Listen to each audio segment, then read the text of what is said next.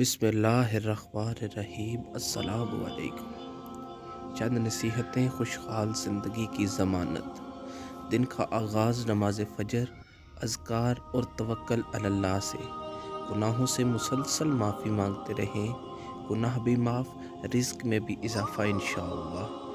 دعا نہ چھوڑیں، یہ کامیابی کی کنجی ہے۔ یاد رکھیں، زبان سے نکلے کلمات لکھے جا رہے ہیں۔ سخت آندھیوں میں بھی امید کا دامن نہ چھوٹے۔ انگلیوں کی خوبصورتی ان کے ذریعے تسبیح کرنے میں ہے۔ افکار اور غم کی کثرت میں کہیں لا الہ الا اللہ۔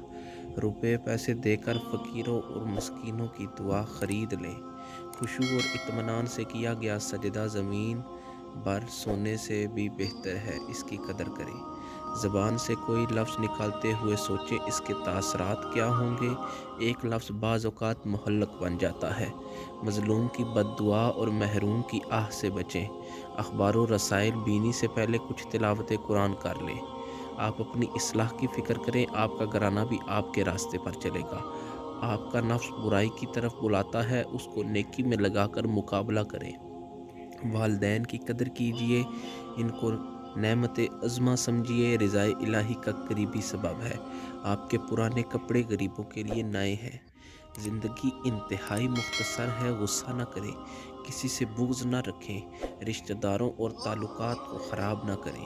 آپ کو سب سے زیادہ طاقت والے اور سب سے بڑے مالدار کا ساتھ حاصل ہے، یعنی اللہ تعالیٰ کا۔ اس پر اعتماد کریں، خوش رہیں۔ گناہوں سے اپنے لیے دعا کی قبولیت کا دروازہ بند نہ کریں۔